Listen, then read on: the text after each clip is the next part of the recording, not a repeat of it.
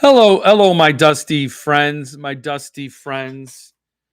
You're all dusty, you're crusty, and you're dusty. And I just had to get a little look at you. Um, there's stuff coming in. Happy Monday, and welcome to Skin Covered Teddy Bear. That's the real story that should have replaced that CEO and the head of HR. Like, we should have all been talking about this skin covered teddy bear. They found it at a bus stop.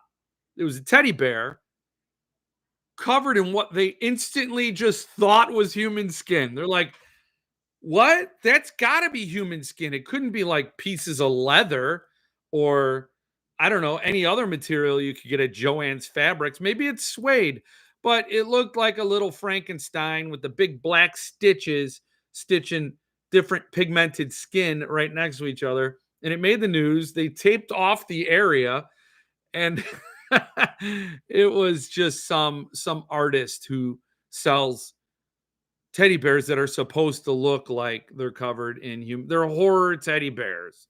There are a lot of horror fans that need comfort. And they need their little, teddy bear friends, and so they find some sort of peace and solace with skin covered teddy bears. And I would have rather the world obsessed on those, perhaps giving that artist some, much needed attention, because artists should get attention. But also, I bet you that was just a stunt. I bet it was left there on purpose. Somebody anonymously called it in and put that in the police's head. There's a teddy bear at this bus shelter, and it was in a bus shelter, so it was out of the inclement weather. It was all a stunt to get on the news that now gives attention, but not nearly enough. He should have been hugging somebody at a Coldplay concert. You should have had that teddy bear doing some shenanigans, some extramarital shenanigans. Let me say hello to the room. We got Robert, we got Mike, we got Jason, Chris, or Christopher, sorry, Patrick, good to see you. Kevin, Jason, Zach, Brandon, Alexia, Tim's here. Good evening. Ron, number one, JJ is here. I think JJ also, I just go to JJ because it's what you put in the quotes, so I'm like, this must be what Jason wants to be called. You brought up the Orura Farming kid on the front of the boat. I should have had that video uploaded and ready to go. Orura Farming kid. Everybody was talking about it, and it looks like it was a boat race. Wow. It looked like a boat race that this kid was standing on the boat to weigh it down. Kid Orura Farming. Let's show it. Let's share the screen. I don't know what's going to show up here, so give me a second. I ain't even gonna get mad. I'm young, black, and rich. She trying to sell me lies, bitch. I ain't buying.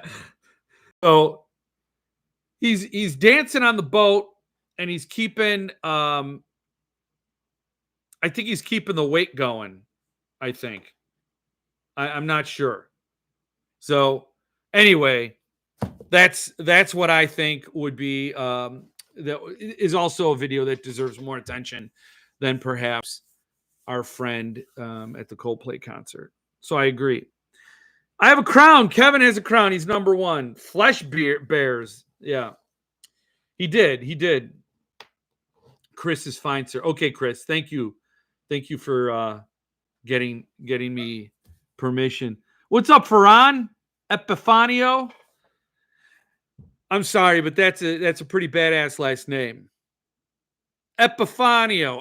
I don't know if it's anything near Italian, but it made me want to do that.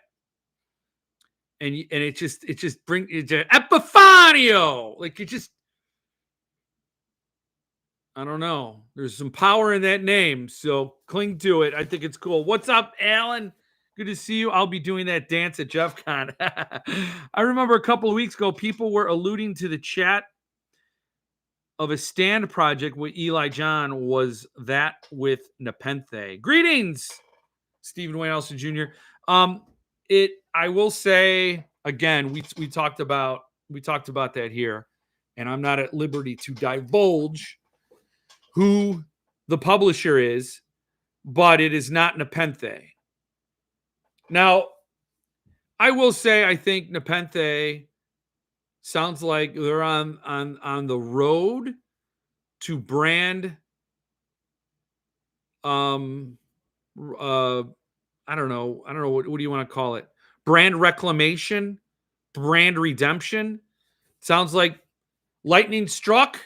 They learned the lesson. Like any one of us, anything we write and stuff will be used against us in a court of public opinion. So this is a very small community. Word travels fast. A lot of loudmouths here. I'm pointing a joke at myself, and I think that they learn their lesson. So good. I think you can buy with confidence from Nepenthe. I personally, I don't know. You'll see, and it's everybody's opinion how you want to go about it. I personally think it was a pretty shitty thing to do. And if that's what you do when no one's watching, then that's who you are. And once everybody's watching, you behave? No. I mean, that's what the Invisible Man was about, right? That's the whole philosophical. The idea is humans, mankind will get away with whatever it can, right? So if nobody's ever watching, you're as moral, and this is a great example with that CEO. You're as moral as you are visible. This is essentially what it comes down to. So exposure makes you honest. And that we saw that at the Coldplay concert where they were put on blast and all of a sudden making statements about how that's not them and blah, blah, blah. I mean, that was you when no one was looking. So Epifanio.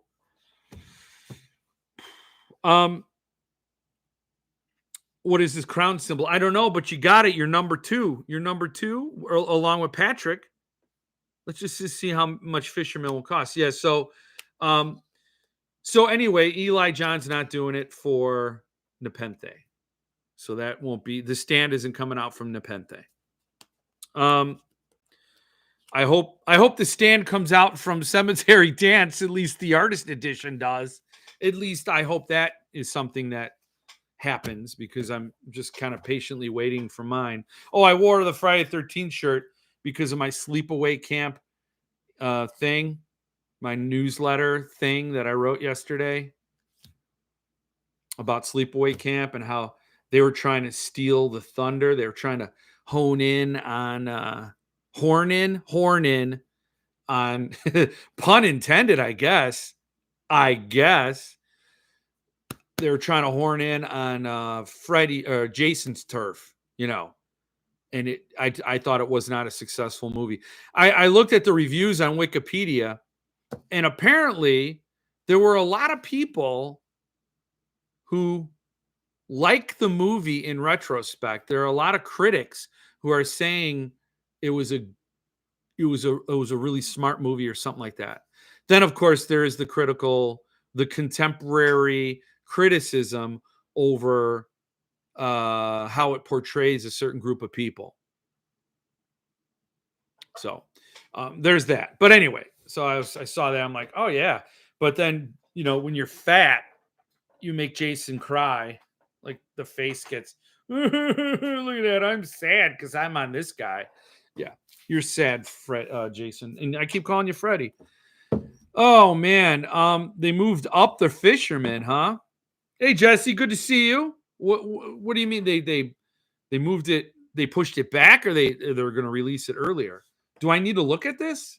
Nepenthe. I just say that Nepenthe books. I don't know what they call themselves. Nepenthe. No. Huh. It's Nepenthe Press? Where are they? What are they doing? I mean, you see, the thing is, yeah, Nepenthe Press. So the thing is, you got to work on your SEO. You got to make it. All I see on the site is the domain of the Pale Queen. That makes me think of the Hall of the Mountain King, which is who sang that song? Anybody know Hall of the Mountain King? Nepenthe. So the domain of the Pale Queen, the Hall of the Mountain King. Is that Dream Theater? Who did that? The Hall of the Mountain King.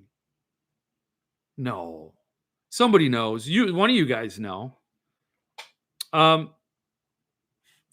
So wait, what am I missing here? Let's just see how much. Oh, Straub's unfinished novel. Yeah, I was going to talk about that. Straub. Um,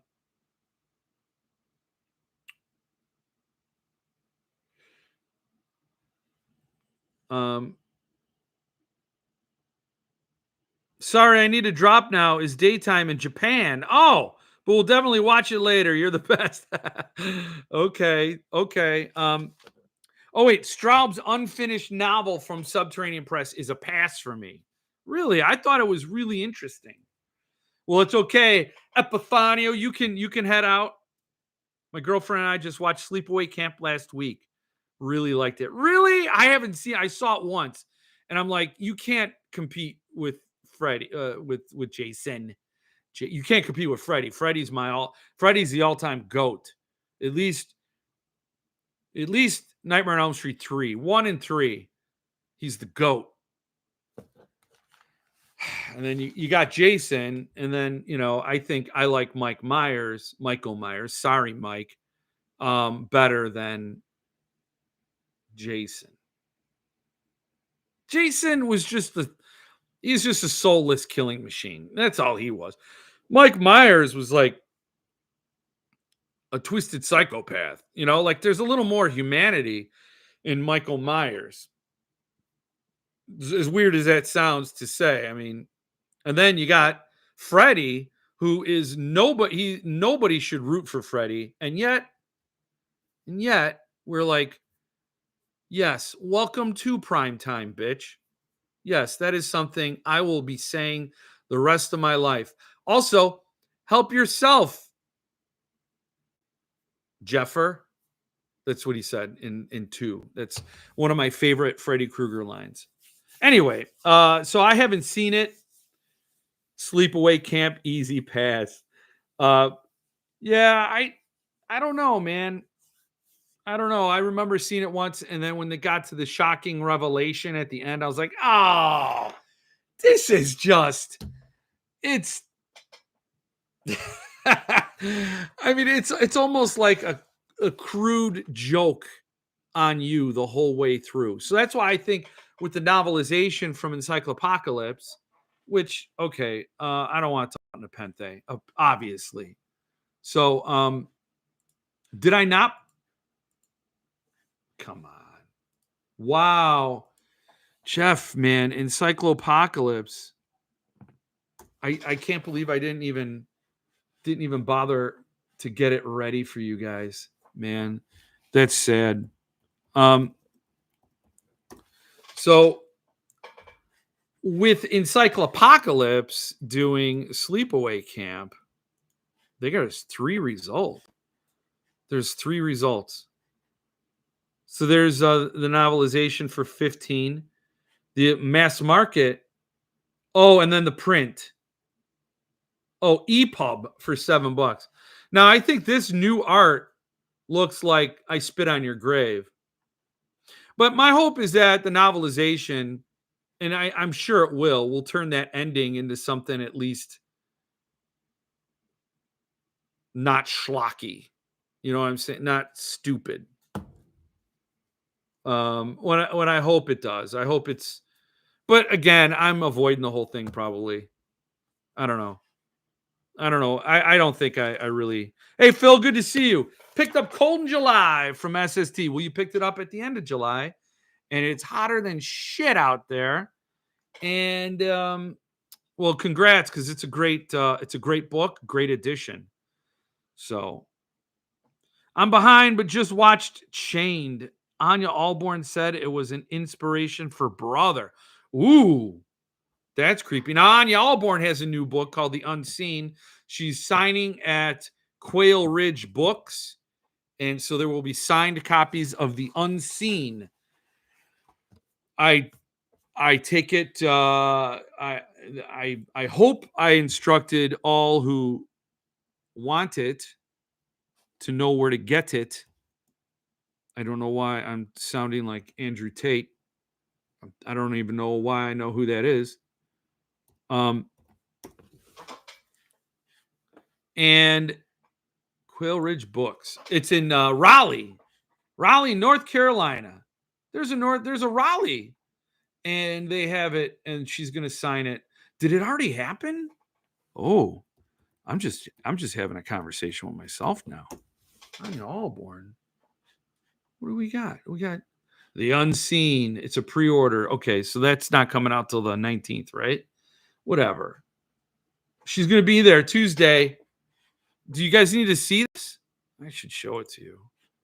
The Unseen. So this you can get. She's going to be there Tuesday, August 19th.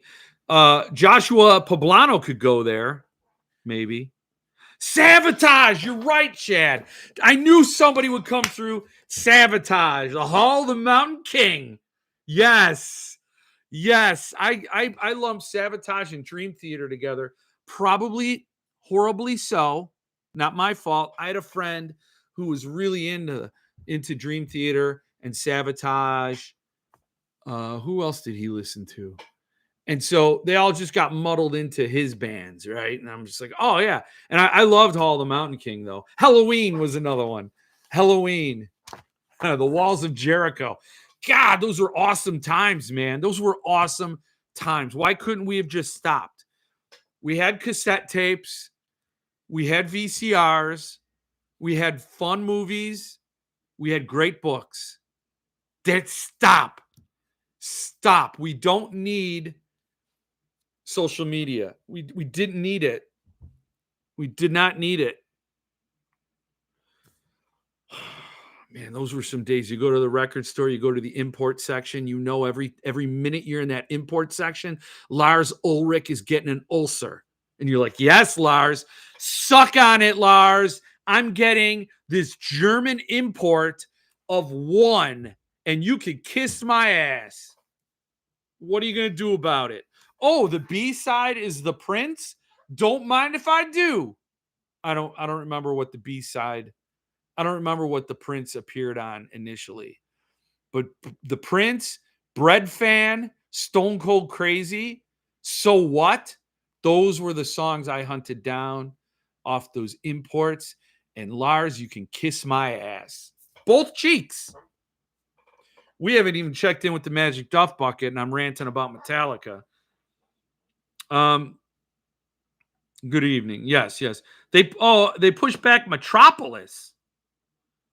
It was in the newsletter they just released. They flipped it release date with the earlier release. Oh, I see. Freddie is a demon. Yes. Anyone listen to This Is Horror interview with Paul G of Thunderstorm? He talked at some length about how current unnamed issues illustrated how important it is for publishers to pay their writers. Nice. He's a class act. Truly one of the good guys. Amen on that, Ron. And he's such a classy guy that he didn't name. He should have named him. Oh, yeah. Quail Ridge. You want to get The Unseen? A novel, hardcover. Go get it. Or you could go see her in Raleigh. I'm not, I can't, I'm not going to Raleigh in August. Oh, no. They got a Richard Chismar quote here. Haunting, unsettling, choking with tension. The Unseen takes you down a long, dark hallway of familial terror. Anya Allborn is horror's next superstar. Richard Chismar. Oh, man. Can I cancel my order now? Just kidding, Anya. She's not watching, so who am I kidding, Jeff? A quote from Malfi balances it out. Anya Allborn is in top form with The Unseen, a tapestry of mounting humor or horror and otherworldly suspense. Allborn knows how to turn that screw to keep her readers constantly on edge, proving once more that she is a writer who has mastered the art of creeping dread. The Unsettling Gem comes highly recommended. This Unsettling Gem. It's an unsettling gem. So, okay. Freddy's a demon. Jason's a zombie. Myers, a serial killer. Nice. Right. I ordered the MMPB and the trade. Oh, mass market paperback. Well, Tim, you're the novelization guy. Do you have opinions on Sleepaway Camp, the movie? Because that's, and then this rewrite is trying to reclaim the narrative. So Sleepaway Camp. Well, I'm not going to say what the thing, the whole thrust of it, pun intended. But it does demonize a certain population and paints them as homicidal freaks, even though it's not as straightforward as that, because this person isn't really a member of that population. But it gets confused and muddled, and so it gets hard to separate nowadays. So anyway, this novel, the novelization attempts to explain, perhaps, if not defend, that person's response to their treatment in the world. And I think that's equally as bad. If the story is about somebody who is murdering a bunch of people, that's not the hero you need. Revenge at that level is not justifiable. Like, revenge on people who bully you at that level is not justifiable.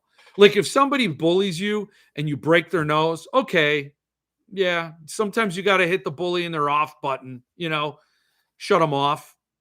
I would never argue against that. But like sawing their heads off, I don't think that, like, that's a little bit, that's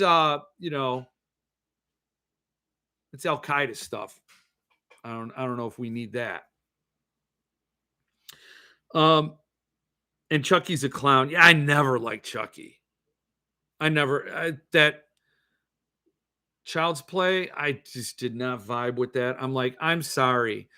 The Trilogy of Terror Voodoo Doll with Karen Black, that was creepy as hell. It is scary if this little thing's scampering at you. But ultimately, unless that little thing has a 45 caliber, I'm not too worried. Like, did they say Chucky was imbued with supernatural strength? No. It's a doll that came to life and stabs people. It could probably get away with it a few times if it's a total element of surprise, and then the movie is just about this doll killing sleeping people. Sure. But the level to which they granted this thing the ability to subdue full-size humans, I'm sorry. Your creepy element, like Annabelle. And did you hear that guy was touring the country with Annabelle and he died? Like, that's scary. So Annabelle, if you emit, like the real Annabelle, if you're a demon doll and you emit supernatural and you make things happen, but you never really move, okay. Now you're dealing with forces, right? But you got you got Brad Dourif coming at you with the knife that's like 2/3 the size of the doll. It's like, oh my God. Look, I'm willing to suspend a certain amount of disbelief. Not all of it. So I'm sorry if they're Chucky fans. I don't know if it's because I watched it so young, but Sleepaway Camp wasn't offensive. No, it wasn't offensive. Watching it again as an adult, I picked up on all the clues I didn't see as a kid. Oh, well, there's a big reveal at the end. It's kind of like Crying Game. Do you remember Crying Game? Crying Game was like, Sleepaway Camp is like Friday the 13th meets Crying Game, even though Crying Game wasn't until like 98 or whatever. I guess I needed the hammer to the head image back then, but it's clearly not a representation of trans. No, I know, it's not. It was child abuse, yes, and being forced to play a role can be. And did you know that Charles Manson had a very abusive parent, mom, I think, and she made him wear a dress to his first day of first grade. Um, so this is similar to that. And yes, that person really is not part of that population. No, no, no, no. But with the way the debate goes now, it's so easy for one side to pull at the other to pull everything under. That's all I'm saying. And it's just like I would have just let the movie kind of die off because it takes a brain to say this is about a isolated case of child abuse and not a grander social problem, right? That's what Sleepaway Camp depicts. And therefore it is completely justifiable to say that trauma begets trauma and that it's revisited when you plant those seeds at that age. It bears poisonous fruit later on. So I agree with that overall premise. But I think as a movie, they were trying to shock and they were very uniform themes throughout the whole thing that I could have done without because I think it's just stupid. I think it's pointless and it's mean. You know, I don't know. I don't know. We're not going to have a screening at Jeff Con. Let me just say that. What did I miss here? Good evening, Lance. You're on social media right now, Jeff. It's definitely got a lot of cons, but there are some pros. There are some pros. Yes, for sure. Like, but I mean, yeah, I know, and having the book community and having people talk about books and know about new books and having publishers and authors connect to wider fan bases and all of that stuff is, yes, a huge net plus. And I'm all for it all the time. But I don't know if that wonderful goodness outweighs some or just the totality of all the bad. Like I would rather, I don't know. I don't know. There's no way to regulate. You can't regulate it if you like freedom. Because then the line you got to cross is censorship. You got to say that people shouldn't act this way, but then who's policing that and who has the right to tell somebody how they should, I don't know. I was stationed in Japan for a couple of years and found some cool Metallica CDs there. Yeah, I did. I got the demo I got a one. Oh, it's back in the other room. Otherwise, I would show you. It was like it was a demo for one, and it had a live rendition of For Whom the Bell Tolls. That was just balls to the wall, awesome. And it was a Japanese import. What's up, hardcover? Good to see you. Jeff, did you order this special edition? We're going to talk about that. Thunderstorms in business with Chiz still, right? Yeah, they probably, it's diplomatic. You don't ever want to start bashing another publisher openly, and it doesn't look good. It makes you look petty and stupid. Like, I don't care if I look petty and stupid. That's fine. I'm trying to come at it from a customer rights advocate. And if you're a publisher and you start swinging at the other publishers when they're falling and on the ground, then you look like you're capitalizing on beating your competition. It just doesn't have the same sort of valor. And so Paul Gobbler probably just wants to keep things cool and, doesn't want to do a pile-on situation. And yeah, he might have some contracts with Chismar. Chismar is also right up Stephen King's ass. So, you definitely don't want in the publishing community get King mad at you. Not that he ever would. I don't think King gives a shit about what happens at this level. I don't think he cares. So, but we will talk about that limited Chismar. I wonder if Suntop will do this one also. Which one? I don't know. Stream will get chizzed again. I know. Yep, Thunderstorm did the wonderful girl on the porch recently. Yeah. I'm late, but I'm here, Mitch. Good to see you, Mitch. So, what Chad Lutsky? I love Sleepaway Camp. Also, Google Sleepaway Camp light switch cover. Oh, the perfect promotional item does exist. Oh, have a great time, Flash. Oh, I'm sorry. Out camping in my RV. Good for you, Phil. Good for you. Get some time to do some shots. Well, of course, if you're driving an RV, you got to do some shots. Good time. Good time. And don't mix your shots with like shots from a gun. Just don't mix the two. So awesome. Show us. So glad you like them both. What did you just like? I'm not really into horror movies, but I am into some Disney's High School Musical type movies. Mitch, so Meat Chip was my favorite, but surprisingly, Jeff Word Stout was really good too. I don't think I would like the stout, but nope, I loved it. Damn, you done. Yep, you got it. You got it.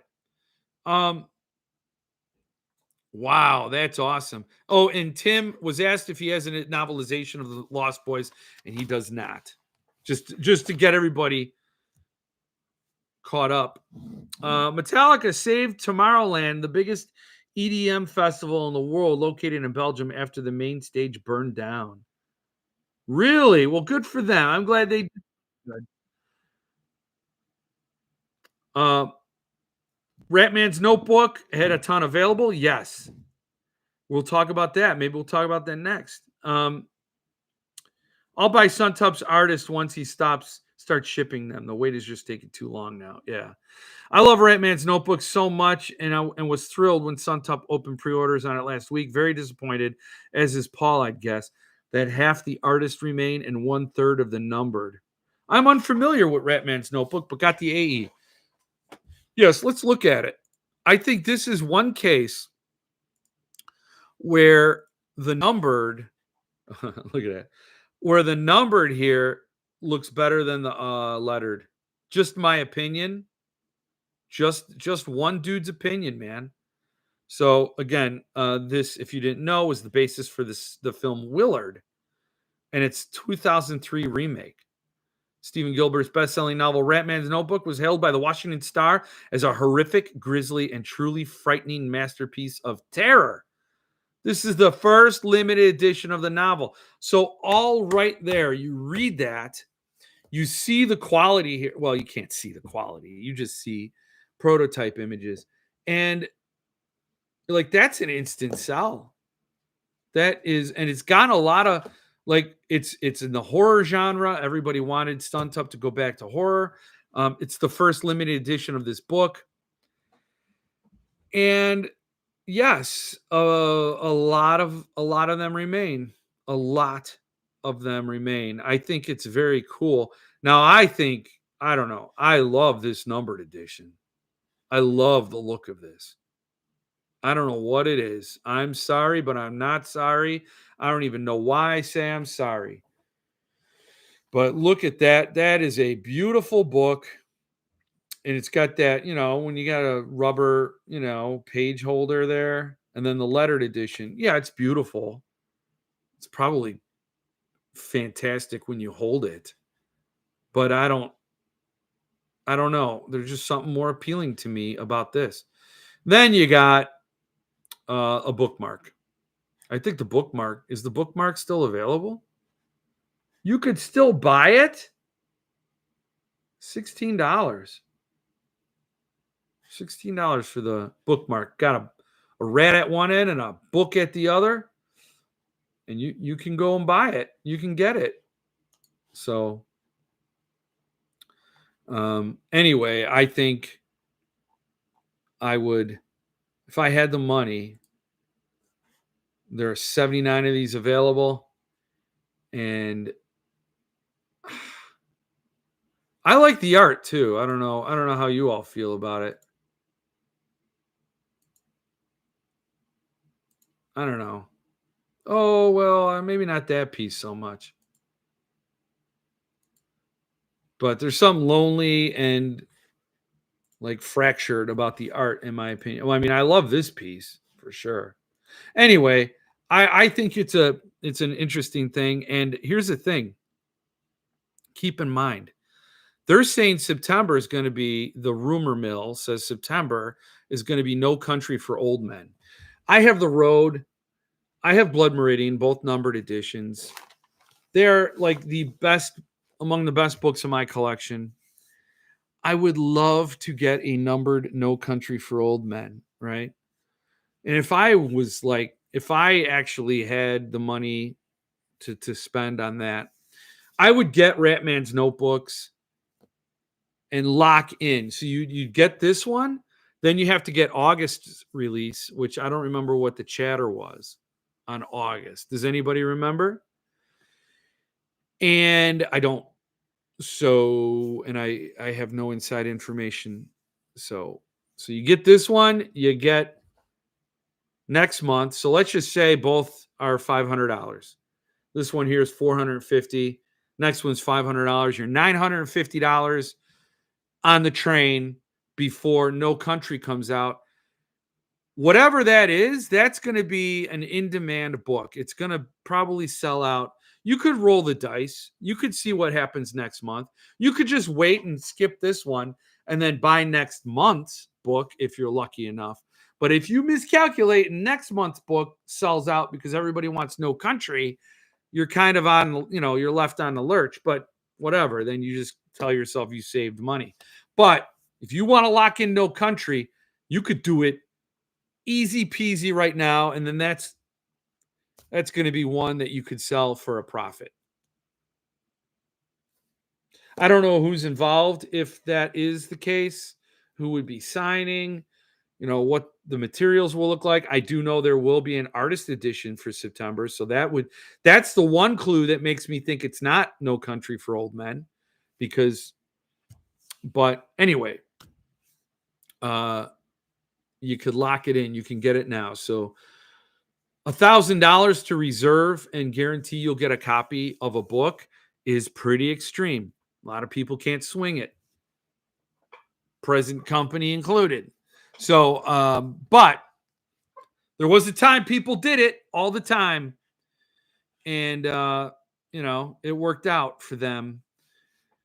Next, I did. Wait, where are we at? I never heard of the Ratman. I loved Ratman's Notebook, but I don't shop the top. Yeah, I know. But my first edition hardback will get me through. I did really enjoy it. I got the numbered. You're a lucky dog, Zach, and you're on the train. You sit there. Another easy pass for me. Haven't bought Suntup this year. I'm actually kind of happy about it. Next month, Suntup numbered will sell out because of a book coming out the following. Yeah, that's what I was just chipping at. Anyone get an Assassin's Apprentice? I got one, was able to do a 1-1 trade with someone for their standard. The Martian. Oh, for the Martian. Nice. I'm about 70% done with Native Son, next month's book. It's good, but an interesting pick. Huh. Yes, that's right. That was the guess. It was Native Son. Right. Yeah. I'm not really a fantasy fan, but needed to get right so I can 100% get Project Hail Mary. Oh, see, you're making them money moves, Jesse. You're making them money moves. Cloth with a dust jacket is so much more appealing than leather. Then Hellbound Heart is supposed to be fourth quarter. Must have. I know, Chris. I really have to get Hellbound Heart. My only hope is that there's an artist edition, or better yet, a classic edition. But I'm going to need it. So I'm probably it'll probably net out where I get the artist edition and just go boo-hoo. I hope Jody Fallon does the work. I hope Jody Fallon does the art, because he did a bunch of pieces based on Hellbound Heart. And I had the opportunity to buy an original, and I passed on it. Regrets. We always regret the things we don't do. I love it so much. I'm toying with the idea of upgrading to the numbered from the artist, with me paying the difference between the two. If anyone knows, does Paul accommodate that kind of request? Ron, I think you could probably cancel your order for store credit and then just buy and use that store credit toward the number. I think that's what you could do. It's got to be No Country. Didn't say it was the third book by this author that they're publishing. Yeah, I mean, it seems pretty locked in. And Paul did say they were doing No Country for Old Men. Buy it and sell it to break even after getting No Country, even if it's taking a little loss. No, I could do that. I could do that. But here's what happens. I buy it, tell myself I'm going to sell it, fall in love with it, shelf it, say, I'll sell it later. And later means when I'm dead. So books don't leave my shelves. They don't go anywhere. I have a really hard time with that. I need No Country, but I won't buy another book just to guarantee a copy. AEs, CEs are all I have, and I prefer. Yeah. Let me check in with the Magic Duff Bucket. I've been going 40 minutes, and I haven't checked in with the Magic Duff Bucket. I mean, it's really, it's really not like, this is a beer that's really not worth this treatment. It's a fine beer, but it's not a Rapture, and it's one I've had before, so I kind of feel silly introducing it this way. It's like, it's not a big special guest. It's the beer walker, bear walker, you know? It's a porter. I don't know. It's like I hype myself up, and then it's just a disappointment. I don't know. That's how it ends. Ooh.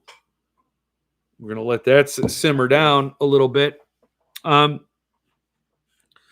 am parched. I am, because if you noticed, I don't think I inhaled this whole time, and all that air is going out. I am parched. You're going to have to chug it.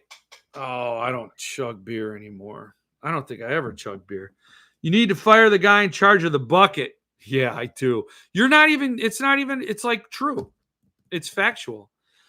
I'm definitely going to buy next month's to guarantee No Country. I do enjoy Native Son, but most of the time I fly during the public sale, and No Country will go quick. Yeah, No Country. If there are any, and there will be, inevitably, invariably, there will be some available for the public pre-sale. It's going to be a tough sell. I don't know anything about Native Son. It just doesn't, it seems like a type of literary book that it's just way too outside my genre love, and I have no interest in it. So that's going to be a tougher one. But I will say it's a way to guarantee it. And I don't know about the resale value of Native Son. It might have it. I don't think Ratmans Notebooks is going to have the same resale value. Here's what I'm looking at here. With Ratman's Notebooks, we're looking at 79. How many will be available for the public pre-order when the next book, let's just say it's Native Son, when that goes public?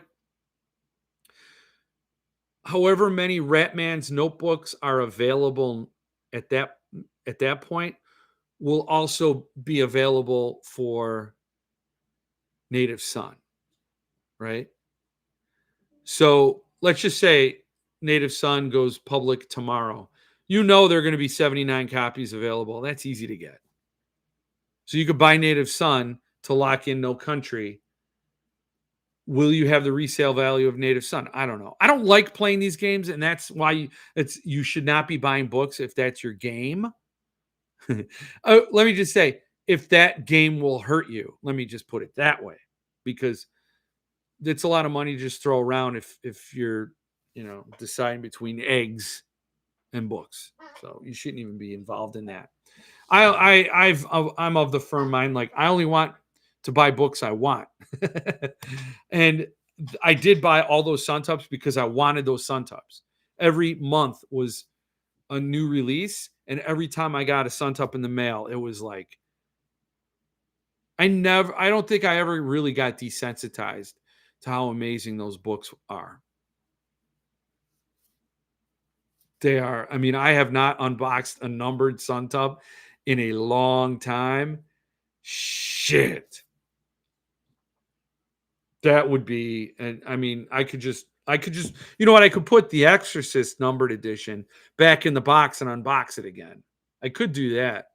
Just tell myself I bought it. Great port, Jeff. I think there's some sarcasm there. I don't know. It's hard to tell over the internet. Hey, Jeff and Monday Night Crew, long time cheers. Oh, yeah, Sean, good to see you, Addie's Ford. Good to see you. Can't wait to see PBR come out of that Duff bucket one day. We're getting there, Chris. We're getting there. It's getting there. It's close.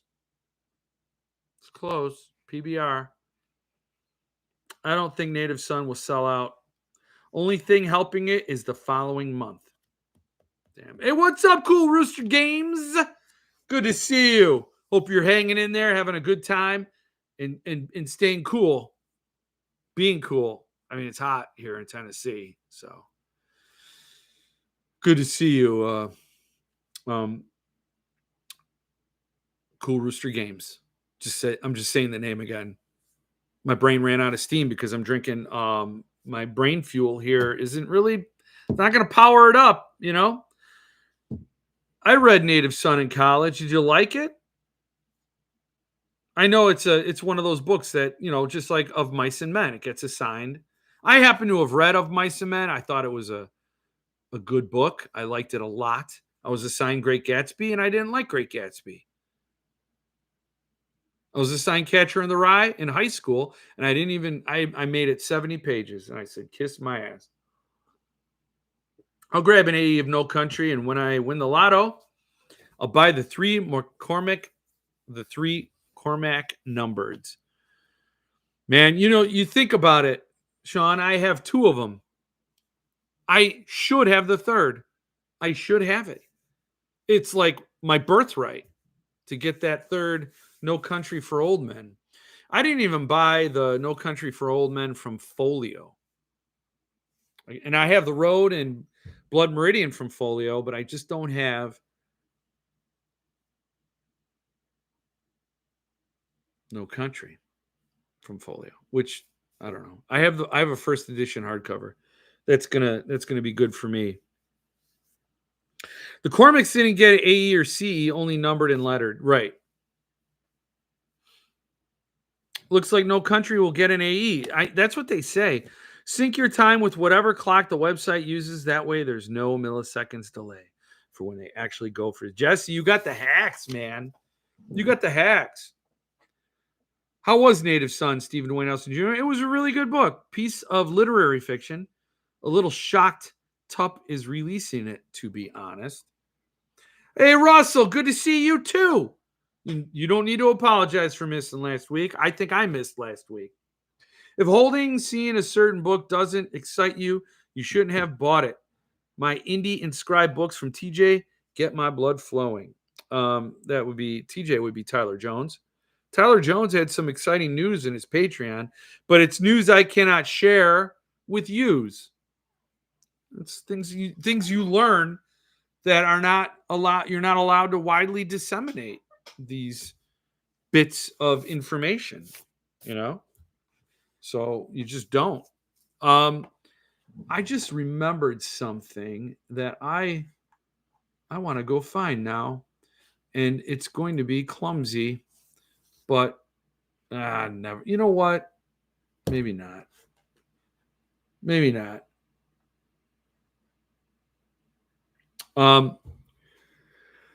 There was something that I meant to put in the newsletter last week. Well, maybe I could pull up something to show you guys. Maybe there's something. And basically, it kind of got me laughing. Oh, man. Yeah, I don't know. I think maybe I'll show it. But now I'm distracting myself. I'm just all over the place. That yellow for Folio's No Country was ugly. Yeah. Very exciting news indeed. Yes, it was. All right. All right. No, Russell. I'll pay it for Russell. Zach didn't see that coming. I am so out of the top loop. What? I'm missing shit. Yeah. Well, in other news, Otis Baitman showed his true character again. What? Oh, damn it. How did I miss that? Where is that? Where can I find that? In books of horror? What did Otis Bateman do? Seriously, I don't think people why would they give him a chance? He got arrested for, oh my God. Okay. Well, wow.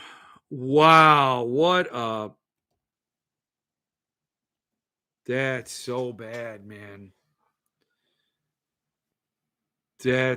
Oh man. Okay. Didn't know that. We don't need to talk about it, but that's really awful, man. Has anyone read Malazan? I bought my first set of new golf clubs. No, you're not a golfer. No. I saw that. It's so insane. What a piece of shit. Yeah, Otis Bateman wrote No One Rides for Free, the crazy edition with Judith Sonnet. And I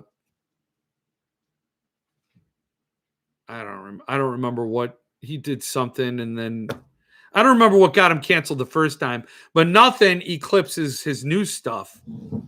And it's a shame because I think horror authors get a lot of flack because of the stuff they create and they write, and it's like, wow, you must be a messed up person because you're messed up, you're writing some messed up shit. And it's sad because it's a form of art. It is an exploration of human extremes. It's really all it is. And so when somebody sits down to write, they think about what is the most awful thing you can conceive of, and would people do it, and how would other people react, and what would the fallout be? And that's how stories unfold. That's the driving conflict. The driving conflict in horror is usually something scary or brutal. And so to say this, to say somebody's twisted and messed up because they write messed up things isn't true. But then somebody like Otis Bateman comes along. Oh, man. I'm thinking about it, Zachary, but started Boy's Life instead of Malazan. Who do I pay? You pay nobody, Russell. Boy's Life is a top 3 book. Yep. Just started book 5 of Malazan, and it's becoming my favorite series of all time. You started with book 5. You're going to have spoilers. Now his real name is Travis David. He gives extreme horror writers a really bad image. So sad. Yeah. Yeah, I don't remember what he did before, Mike. Did you say what he did? Travis David. I've read the first 3 Malazan, very good, but I definitely only followed about 80% of what was going on. Plan to read the rest eventually. Oh, that's funny. I kind of read like that too. You're like, I'm here, I love it. I don't even know if I'm getting all of it. I feel like something came out about him talking shit about readers or being inappropriate or something. So he kind of canceled. Yeah. Don't undermine me, Jeff. Donation to a local. RA, you should know that Russell is like Ace Ventura with animals. And I can't even go into he's like, yes. I mean, that pretty much sums it up. So he does do great work for animals all the time. I hate it when people reinforce negative stereotypes. Right. And it just gives people something to point to and uses a cudgel against other people. So for example, like in the 80s with Satanic Panic and these heavy metal bands are trying to kill our children, and all this other bullshit. It is, you'll get a band that did something bad, and then they'll point to that band as, I got a red spot on my head. Okay. I just got to live with myself now. And that's how easily distracted I am. It's a perfect example.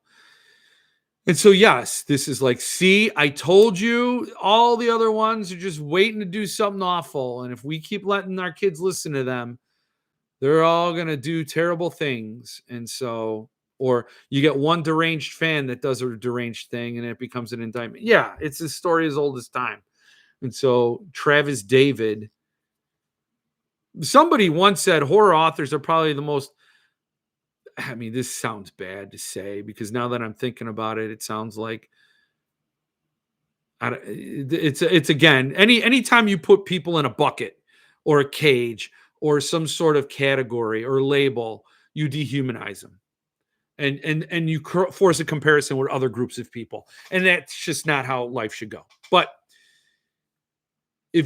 I once heard somebody say that horror authors are probably the most mentally healthy people because they get it out.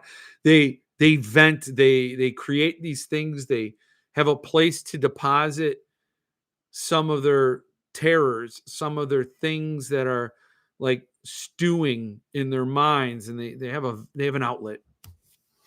I don't know how true that is. It sounds like some whack pseudoscience, but it's good in theory, and I like to believe it because I think so many people in the horror community are awesome and just generous, wonderful, kind people. And it could be a result of the work they do. But also, writers have to be empathetic and compassionate because if you're going to write something believable, that means you have to see something from somebody's viewpoint who you may not agree with or have experienced life as, and you're forcing yourself to visualize and think how does that feel to be in that position and in that circumstance. And it forces empathy. It should. So maybe, I think horror authors are sort of getting a lot, although they do have to sort of see things from a killer's point of view too. I'm just joking around, Russell. Try not to think about Otis. Yes. Yeah, of course, RA. Of course. If I did that, is definitely where it would go. You would probably just get more bird feed, squirrel feed, all that other stuff. Okay, when does the conversation change to Dungeon Crawler, Carl? I finished all the audiobooks, joined a few Patreons, and I'm about 9 preview chapters into book 8. So you're a fan. Is that where you've been all this time?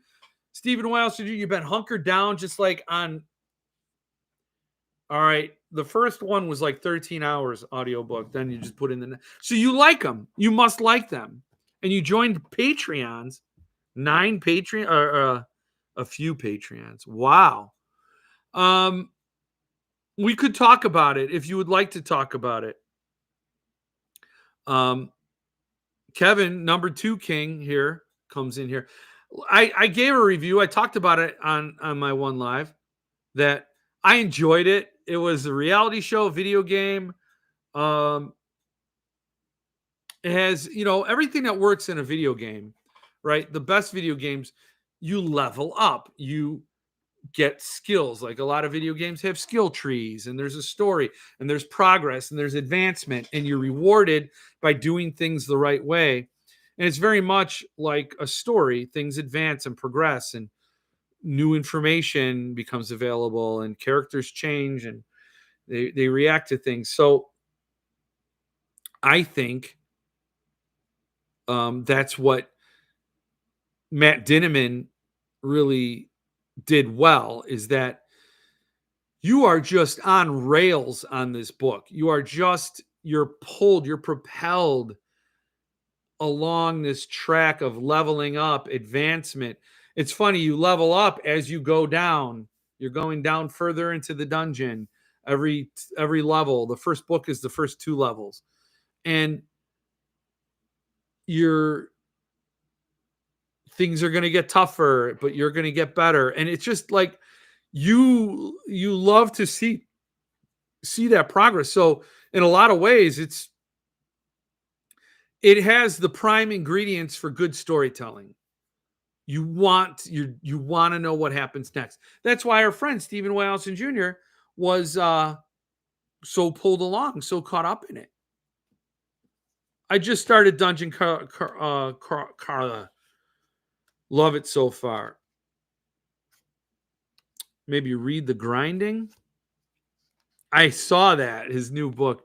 So Dungeon Crawler Carl is not just books, but a way of life. I need to get it soon. I want to do the audio also. The audio is awesome. Yes, they got so much better and really take off after book 3. Damn it, Stephen Dwayne Allison Jr. I didn't want to know that. Where's Patty? She's a fan. I listened to the first audiobook on the drive back from DC. I think I want to read the books moving forward. Jeff, there's definitely a broader story underpinning these books. Starts to come out in book 3 or 4. Oh, I'm still on the Devils. Think I'm going to jump to book 5 after. Now that the pre-order period has been over for a couple weeks, did Paul ever announce what the limitation will be for Cassie's Fort? I don't know. That's a good question. Did it ever show up on the site? And I didn't get any emails or release dates or anything. It is sold out. I'm on the site. No, it doesn't say. The ETA is fall 2025. And then more exciting Philip Fracassi news is just around the corner. Love hearing that. Yeah, I got 4 to Die For. Coming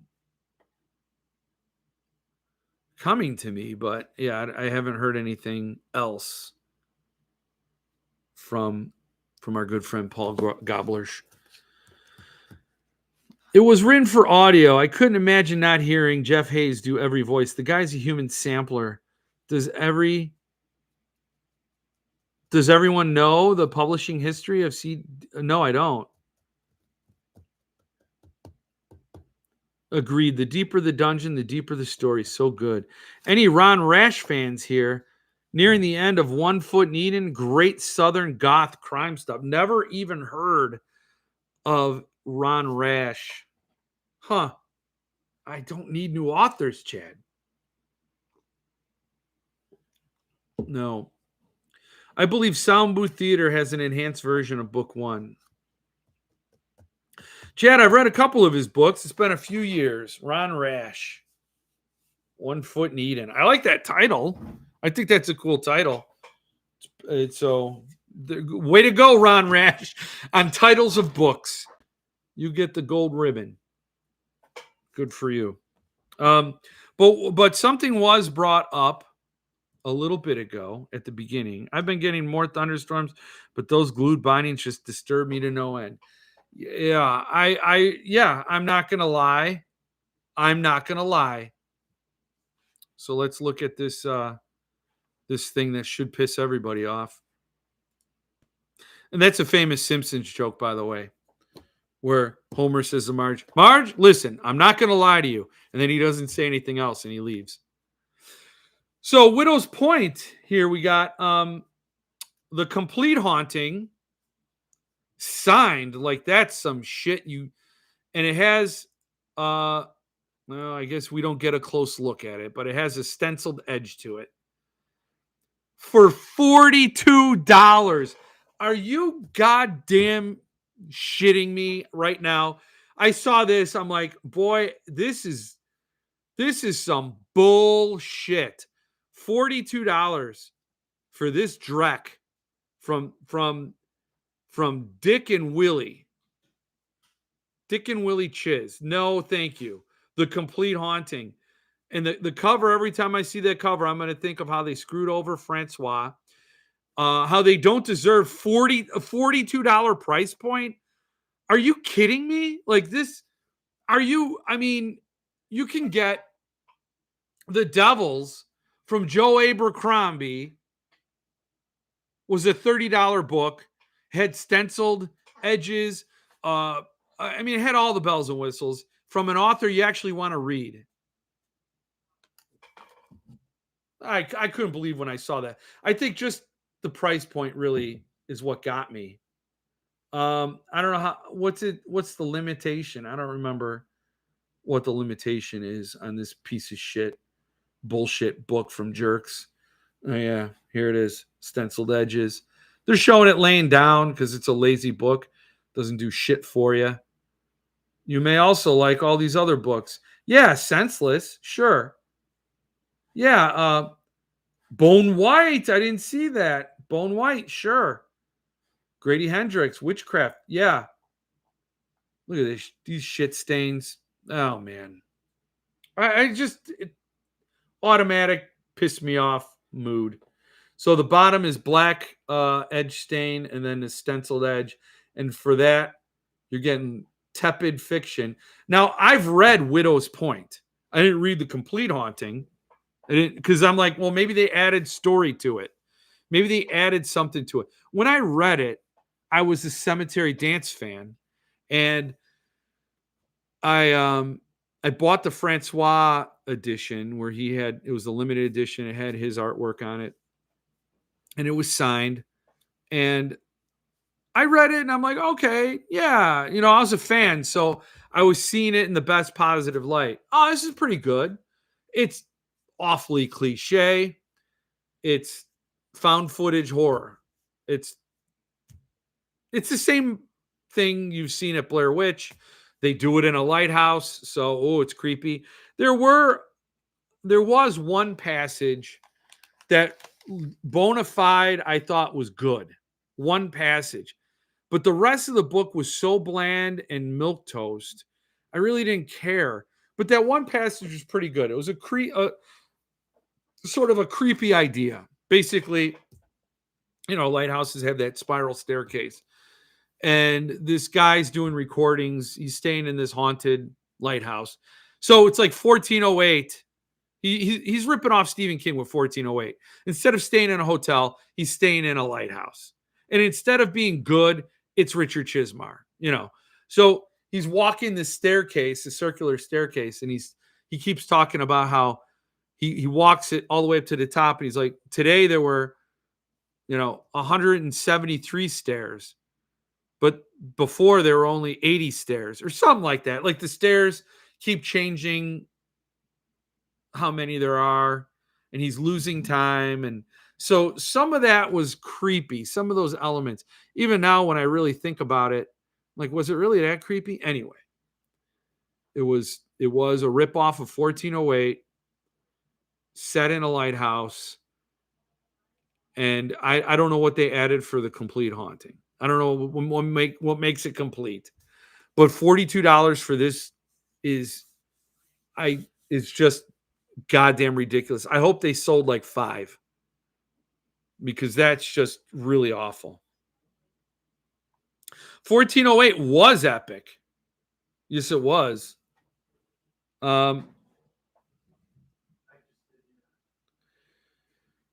I've only ever read his collection, Something Rich and Strange, and now Eden. Dinneman started writing it online during COVID. Book 3 was the first one written as a novel. Oh, hence the weird start of the first 2 books. Oh, interesting. That's the same thing, except for COVID. Same thing about John Dies at the end. This is webisodes. Yeah, I laughed out loud when I saw that shit. That Widow's Point Limited looks clean. Better place my order before it sells out. Please do. It's the scariest book Stephen King ever wrote, though, right? See, now it's a little misleading. I'm going to have to use a bot to snipe a copy. You will, because it's going to just go like that fast. $42 is a steal. Yeah, Chiz is the one stealing. Jeff, I'm the captain now. Number 1. I saw you seize the crown from yourself. You were number 3. Now you're number 1. So it was a movie before a print book? No. It was a movie after, was starring Craig Sheffer. And the movie, I don't remember if I saw it, if it was on a streaming service and I tried watching it. It is just watch the trailer for the movie. It is the worst thing you're ever going to see. It's really, really bad. I mean, I bet you I could film something with my iPhone better than that, with better acting than Craig Sheffer. Drop the link so I can buy it. Okay. I don't mind. I don't mind enabling someone's. There you go. You got it. They probably sold at least 10 to Chiz. Jesse, stop. It's in there. It's coming in. You're gonna get it now. I'm never gonna see it. No, you shouldn't. Widow's Point. He wrote it. He wrote the book with his son. I think Richard Chismar is a clout chaser. He just wants fame, and I think he has designs on being a filmmaker, and then he tricked Gallery into giving him a book deal. The Willem Dafoe movie, The Lighthouse, wasn't based on his book, though, correct? No. I gotta say, and I know this might open me up to some ridicule, which you might not realize. I've dealt with ridicule my entire life, so I'm kind of used to it. But I love The Lighthouse. I've said it here a million times. The Lighthouse, I thought, was a fantastic movie. I'm waiting for the $8,000 store credit offer with order offer in my email. Okay. Yeah. If you buy Widow's Point, I'll give you $8,000 in store credit, but you got to buy the $42 edition. But he didn't do any sort of promotion for this. And you know why? Because he's a dick. Because it's not about his book. It's about the trade edition getting up in the ratings and Amazon pre-orders and hitting that New York Times bestseller list. That's all he's chasing. He wants to get 5,000 copies sold in a week. This won't count. This is like a rebind, probably situation. So it's print run adjacent. Maybe they do count as sales to the original print run, so they've already did the heavy lifting for him. This is I feel bad for Capriccio's books because they played themselves. So yeah, I did have it written there. See, Stenciled Edge Widow's Point was part of the discussion plan, but so was this. Now I saw this, and I need to ask you all if this is a good book or not. Because I got to say, this is an awesome edition. This is Wrecked by Alex Gonzalez. And I'm not going to click on the gory details, I don't think. And it looks really awesome. I don't know. There's something about this cover and this design that I love. Let me look at that. Look at that. That is very cool. Wrecked. Someone's got an identifiable tattoo on their wrist. Alex Gonzalez. Twisted Retreat. So,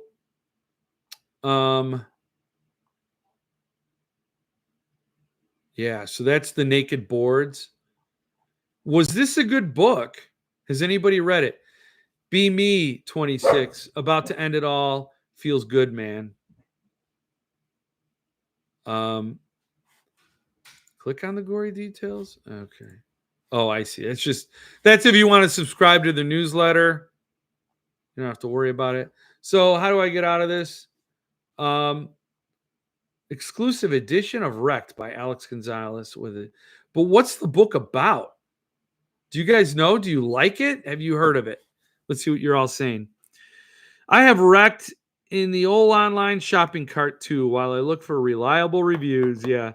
I got that edition. Someone said it was wrecked someone said it wrecked them. Ooh. So it's extreme horror? That's what I kind of thought.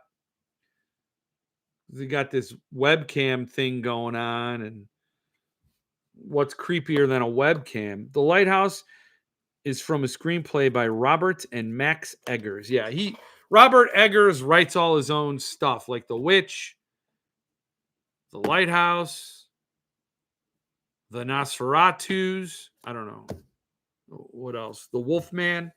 So I don't know. I'm trying not to have a reason to buy it. I don't want to have a reason to buy it because it's just money, and you don't want too much money. But I think it's cool. It's from Twisted Retreat. In case you didn't see that, Wrecked, and you can get it. And Mike, I might have seen this in pictures you posted. That might have been the impetus for me to look closer at my Twisted Retreat emails and see that this was in their shop. Shop past items and boxes. Oh, they still got Every House is Haunted. To Be Devoured by Sarah Tantlinger? Hush, my darling. Hush. Came upon a midnight clear. So where's Wrecked? I don't see Wrecked here.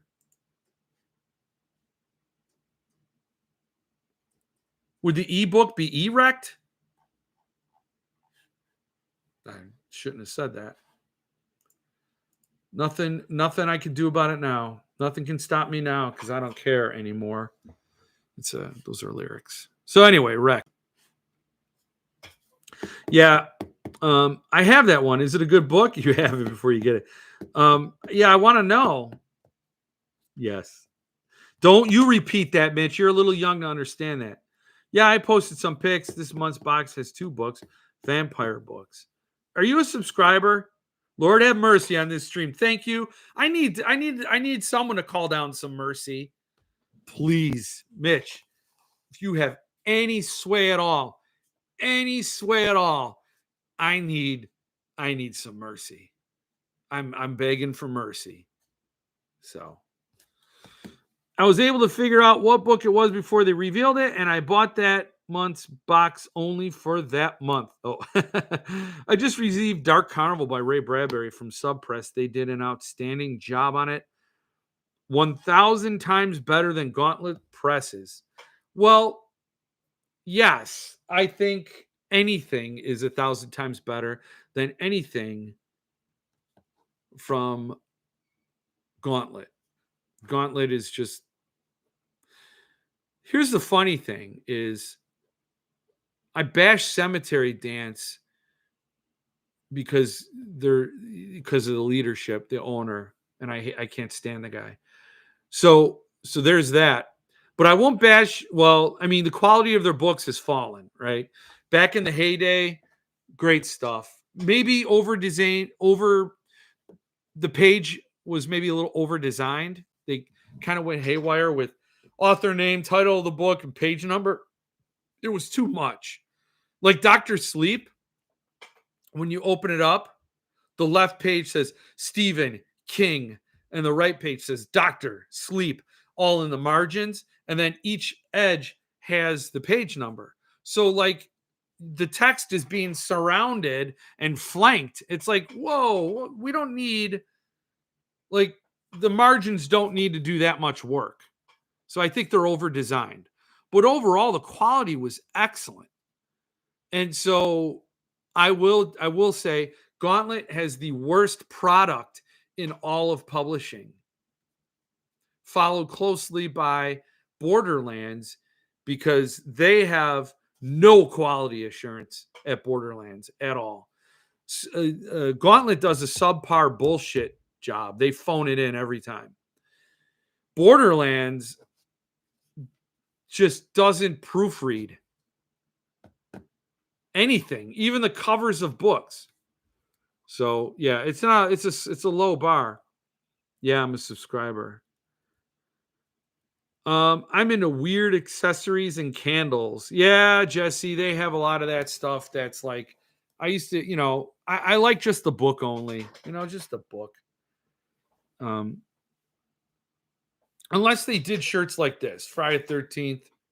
I like some Pennywise. some shirts in my size. I like that. I get the full box. I got a Poe Neon last month. Pretty cool. It's cool. These are the great, I mean, these are the fun things. It is fun. I was a Nocturnal Readers Box subscriber, and I liked it. I liked it. Can't wait for Centipede Ring World. Yeah, it's been a bit for Centipede for me. It's been a drought for Centipede, for Suntop, for those high-end quality books. I haven't been doing it, man. My latest is Tyler Jones. Get those Tyler Jones books, Longsight M40 and Midas from Lethe, and get the signed book plates. You know, I got Unseen coming from Quail Ridge, signed first editions, you know, specialty editions like Wrecked. So there's another joke I almost said, like if you said, well, I'm going to get Wrecked. It's a good book. You know, like you put an at the end and then it's another joke. You know, you could do a lot of jokes with Wrecked. Tyler will have signed copies in his store also. Yes. So, but I think that's just Patreon members are going to get notified. Tyler Jones is going to be selling signed copies of Midas. So directly signed. Bloop, bloop, bloop, bloop. Right in the book. No book plates. Speaking of signings, Philip Fracassi just came back from Spain, and he's huge in Spain. I think he's now, he needs a translator at every convention he goes to. So at JeffCon, we're going to have to get him a translator so he feels that star power that he had in Spain. And I think the welcome he got in Spain is the welcome he should get everywhere. He was there with Joe Abercrombie and Brandon Sanderson. Brand Sand is what I call him. He lets me call him that. I say, hey, Brand Sand. He likes that. He's like, he'll only let me call him that though.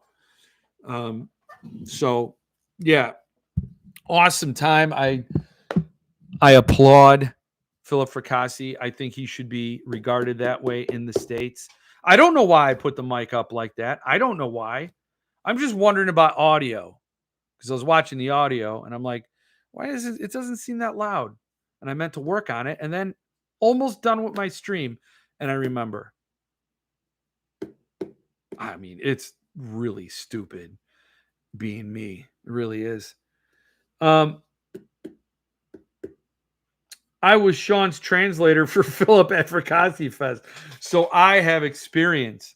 Yeah.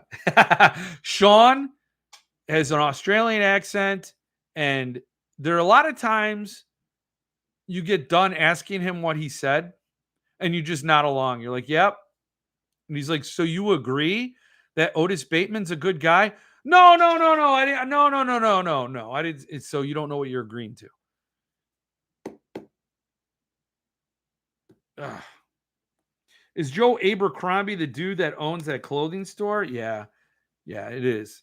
He opened it with Mitch. It used to be Abercrombie and Mitch, but then Joe's like, I want like naked teens all over my advertising, and Mitch said, F this. And so they're like, huh, well, we'll F Mitch. And that's how they came up with Fitch. I just came up with that story just now. It's like genius.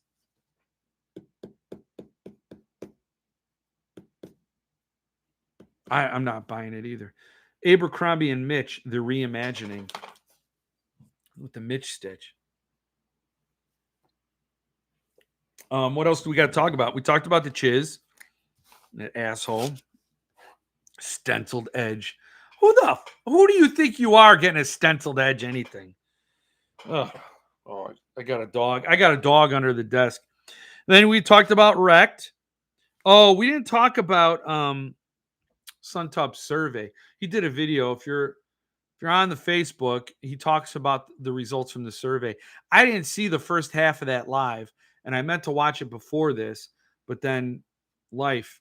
So I want to go back, but go check out Paul Suntop talking about the survey results. I thought that was cool. What else? Really? I thought Sean was Scottish. Chad with the questions we all want to know. You've been working on your story, Jeff. Let's talk about that. Yeah. Yeah. I don't see, the thing is, I feel like if I talk about it, I'll wreck it. Like I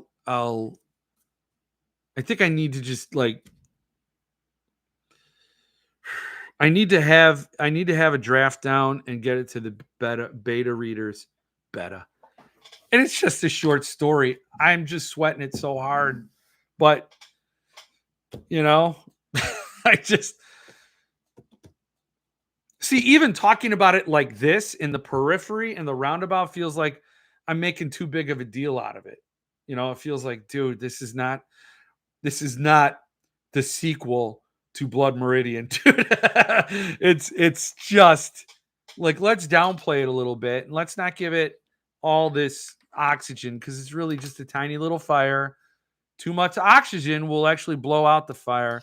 So let's not be full of ourselves, or not. I'm not. It's not. Let's not play up and make it grandiose. Just holding you accountable. Yes, I know. Thank you. I know, and that is very, very much appreciated. I don't know what's going on in my back. I feel like I've just been. I think there's something crawling under my skin.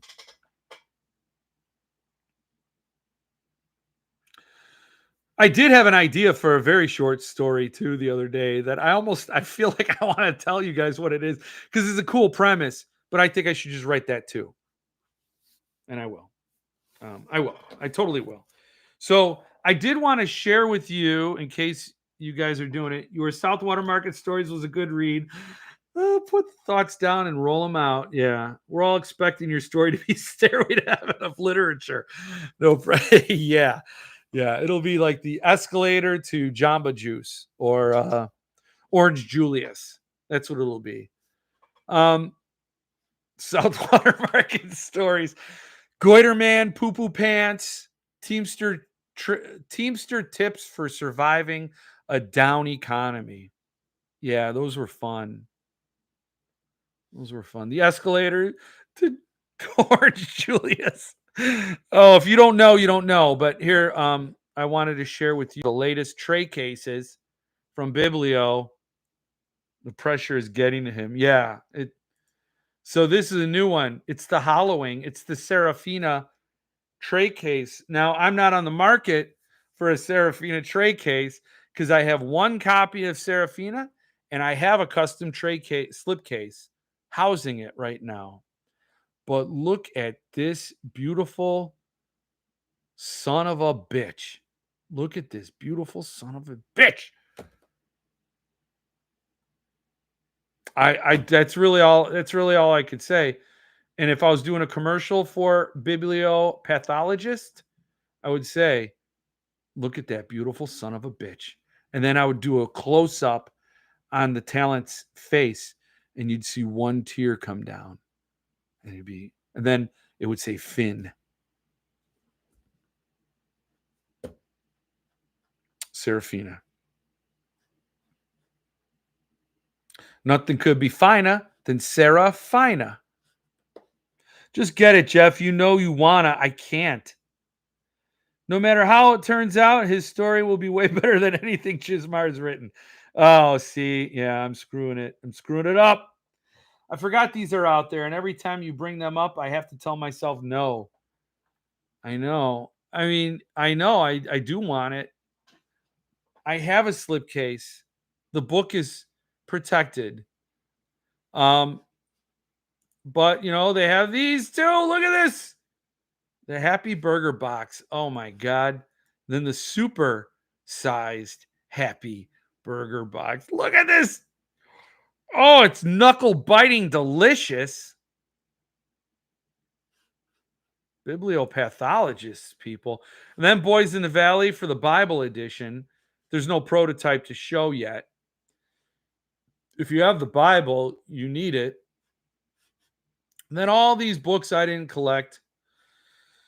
And then third rule and the devils. I love that third rule sort of launched them. I mean, it didn't, they were a business and they were doing great things and they were doing commissions and they were doing all this stuff. But when I look and I see that that's the first sort of product that's a wider release than a one-off custom job. Man, you know what? I am tempted. God damn. I have the okay. Tell me what you guys think now that I got these wheels spinning. Um, I'm sadly missed Philip Fricassi's Patreon stories. Oh, RA. I hide my credit cards when you show us slipcases. Yeah, I have my Radical Folio slipcases, but I'll probably get one of the Patreon story cases, but my Earthlings will stay in the folio. Yeah, so that's how it's going for me too. But tell me what you think. So bibliopathologists, they do rebinds, right? And custom rebinds. What do you think? The first hardcover Stephen King book I ever read and owned was a Christmas gift from my aunt in the December, Christmas of '86. Um, in the Christmas of '86, I was 14. Yes. So I got that book and I read it 3 weeks after. So it wasn't even the end of January. I was done with that book and loved it. And so my aunt gave it to me. My aunt would later, she'd die of cancer at a very young age. And so it was always a very special book to me. My first Stephen King hardcover, like the longest book I had ever read up to that point. I don't make light of it. It just seems like it was a trophy at the time. Like I read 1,000-page book, it's just silly. But I was 14. But I don't know. It was a really big pivotal book in my life and my whole living journey. And it meant a lot to me. And then especially since my aunt passed away, who gave me that book. So it was huge. And I did lend it out to someone who basically destroyed it. They took it. This is going to seem funny considering I have that Boys in the Valley arc, but I lent it to my aunt and my cousin who took it.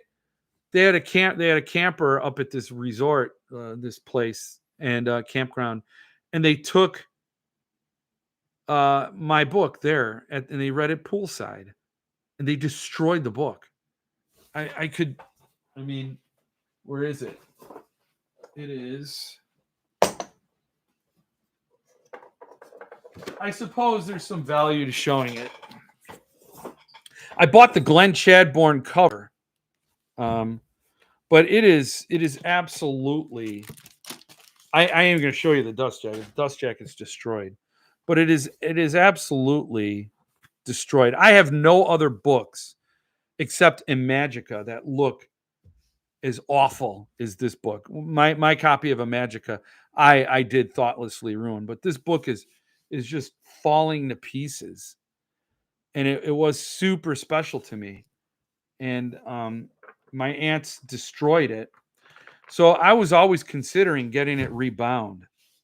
I'd have to get the edges cleaned up. But this cover is done. I mean, I haven't held it in a long time, but you could see right there, like it's just the page block is slipping down from the boards, and it's just done. And I was wondering if I should get it rebound. I emailed this one rebinder, Dragonfly Rebinding, not Dragon Rebound, but Dragonfly. And I presented him the details that I just gave to you. And he said, I wouldn't touch the book. And he said, it's more to you. It means more to you in its state. Like your aunt did not give you the rebind. She gave you this book. She held this book, wrapped it, gave it to you as a gift. To change it is sort of it's like erase the memory. It's really not true. And the book block is probably not I mean, it's probably still going to be an ugly thing, but what if I did commission bibliopathologists to rebind it? I don't know. It's just been something. If you think, what would you think? My parents are not that old. They're Gen Z. Mitch's parents were millennials. Yeah.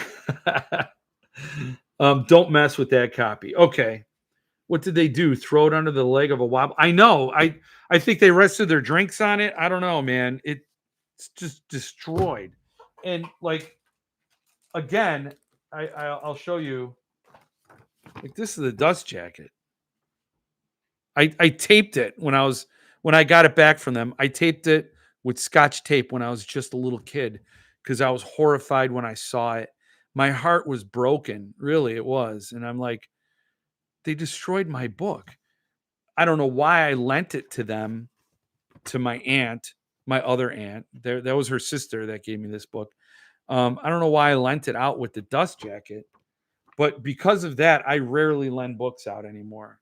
I'm just like, I can't trust that people will take care to just do their best. I mean, accidents happen. You get a smudge or something, but I mean, look at that. I don't know if you can see. It's the inside pages are stained and they're water damaged. Ugh. Rebind it in her honor. See, I mean, that's what I would think. I'm not a good collector because I consider stuff like that giving character to books. Now, yes, it would. If this was my book and I read it to death and it went with me everywhere like this. Yeah, my Swan Song paperback is destroyed. And yeah, my first edition Stephen King books, they have a lot more wear and tear. But seriously, like this was beyond just intense reading, like it's just abuse. So yeah, I can make an argument either way. Yeah. I love that the book is so beat up, gives it character, especially since it's so sentimental. Plus, those flaws give you a great story to tell too. Yeah, no, that is true, Chad. I mean, I did agree when he sent me that, and he's like, I wouldn't touch it. You should leave it like it is, and maybe get a different. I did after that. I did buy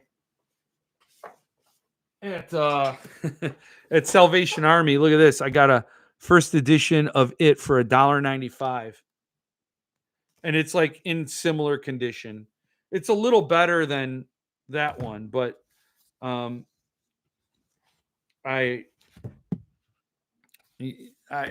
it's about the same. It's hard when it's a 1,000-page book. They're hard to handle.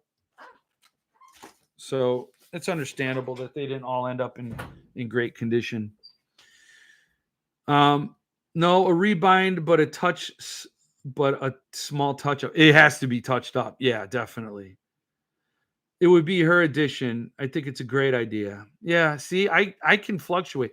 I'd be worried about it getting lost or damaged more during shipping. That's something to consider. I never lend my physical books. No, I don't anymore either. I do have 2 out to my brother-in-law. Not to talk shit, but I would not trust BP with any rebinds. My trade case was a little off, not enough to ask for replacement, but enough to annoy me. You have exacting high standards, Stephen Wayne Nelson Jr. Do you consider your Beach Boys in the Valley ruined? Doesn't it give the book a good story? Yes. If I did it, like if I did that, if I held this book up and it was all my damage, yeah. But I would say, like, if I read someone else's book, I'm even more careful. I would be like, holy shit. Like, maybe even going so far as to wear gloves so I don't mess up someone else's book. I'd be that paranoid about doing that. But if you read it and you love it so much that it gets dog-eared and beat to hell, then yes. and taking the Beach Boys to the beach, taking Boys in the Valley to the beach, because I was really into that story. You could tell, like, I'm going to be at the beach. Any downtime I have, I'm reading this book. So I did love it. It'd be an easier pill to swallow if it was a trade edition, because you could just replace a trade edition. Off to work, off to Washington again. Have a great week, all. Take it easy. Good to see you. Glad you were here. Makes for a better story the way it is. Yes. You're out as well. You're out. Everybody's out. Yeah, I'm not borrowing anyone's hardback book. Rarely even paperbacks. I know. I've never, nobody's really had books that I wanted to borrow that in my circle, really. If I have a book, my brother-in-law has a book I want, I probably have it. I don't even like to borrow. I'll just say I'll get my own. I know. It's me too. So I am going to get going this week. We talked about Biblio. Jeff Strand has a new book out. I was going to pull that up. But Jeff Strand has a book, Your Body Will Never Be Found. Holy shit. That is way different than Clowns versus Spiders. Your Body Will Never Be Found. He's going full dark, crazy. So Jeff Strand, maybe get that looked at. So good night. Damn, I just lent a book to my sister. You messed up bad. Plus, I don't want a second print. That's an exciting title. Yeah, Your Body Will Never Be Found. Jeff Strand. I don't know if you can get a signed copy anywhere, but I don't want to read a later print. I see.